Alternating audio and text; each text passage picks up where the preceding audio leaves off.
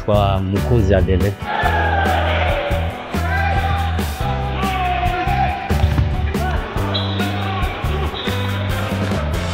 Mukunzi Adele. Mukunzi Adele umwana gira kabiri umuryango w'abantu batandatu. Akaba mvuka mu ntara ya Bururi. Niki cyatumye mutangura gukina handball? Handball ni umukino nabonye bakuru banje bakina nshura ntera kubikunda. Yego batangiye gukina ryari mu professionnel? Bwa mbere nakinira ETS Kiryama 2008, 9, 10, 11 baca baranga mu Bujumbura canza muri equipe ya SOS Bujumbura. Bakuru banje hariho abitwa Bige akira SOS, abitwa Frederic bakina kuri poste bakinako akunda kubabona cyane. Akiri ishuri. Mubona gute umukino wa handball muri kino gihe? Umukino wa handball muri kino gihe barateye imbere. Ubu noshima yuko baronka n'amasorti menshi. Nico kintu mbona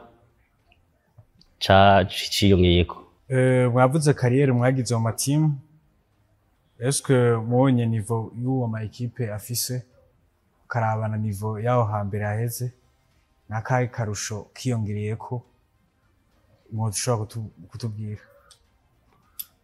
Uravye niveau y'ubu na niveau ya kera hariho amagabari abantu bakomeye barebare. Mugubu gabari zaragabanutse, mugabo harimwo technique. Ubu hariho n'amategeko yagiye arahinduka mu bijanye n'uwo mukino. SOS natangiye gukina 2011 jusqu'à 2019. 11 jusqu'à 19, 20 jusqu'à 2022 nakinira Brothers. Izindi saison zibiri 2023 24 nakiniye Intwari, Club Intwari.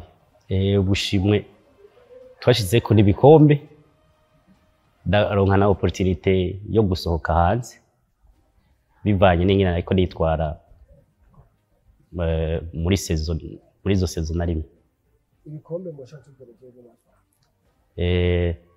bashoboye gutwara igikombe ca association y'i Bujumbura. Ico nashizeko ni igikombe ca championnat national. Ibintu bitatu yose ibikombe batwaye n'iki ca association? Oya, ni byinshi bya association natwaye. Ego ni byinshi. Ico ntashitseko ni ca championnat national. Bavuga yose ndayagize mu bihe byiza. Mugwa wa SOS niwe mbo nkuye ruguru namanuka gukina, naragize performance nziza. Ubu narakuye abagenzi ndakura bavuga ni umukino wose hajya muri sport.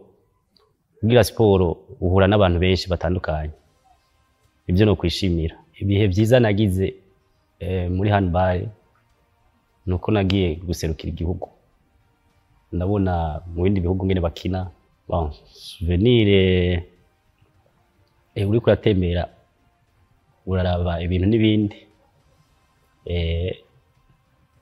urahura n'abandi bakinyi ukabona ngene bakina, nawe uzana ibyo wakuye mu bindi bihugu byiyongera ku ibyo warusanzwe ufise.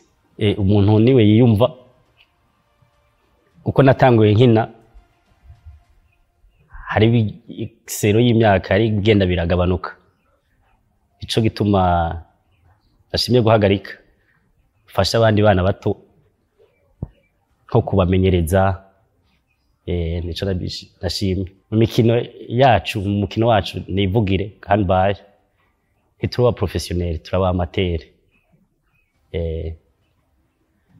Rero musi haze je professionnalisme niho abandi batoya banje bazovuga ati ndashaka gushika kuri iki, ndashaka kugura imodoka kakana wo mu runani canke hakujya kwa basketteur.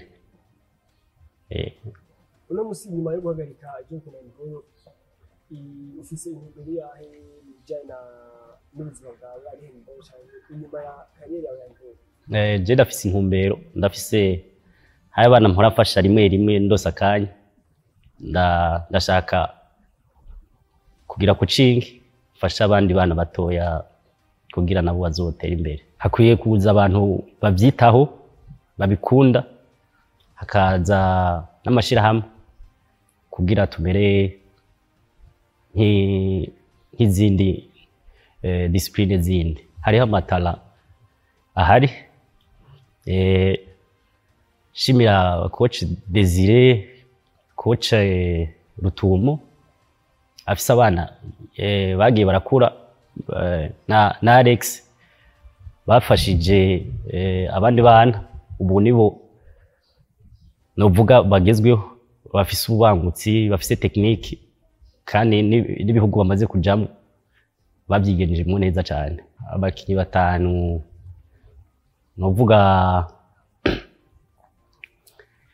Steve Byisi, ndavuga ba Rupfunguruzo, ndavuga Beri, Bekere, Braxe, haca ndyoherwa n'ingene Alex akina. Akajambo rushikiriza abakunzi ba handball nuko boza, ubu hariho jeunesse yindi bagashigikira urundi rwaruka kugira nabo bazokure babikunda.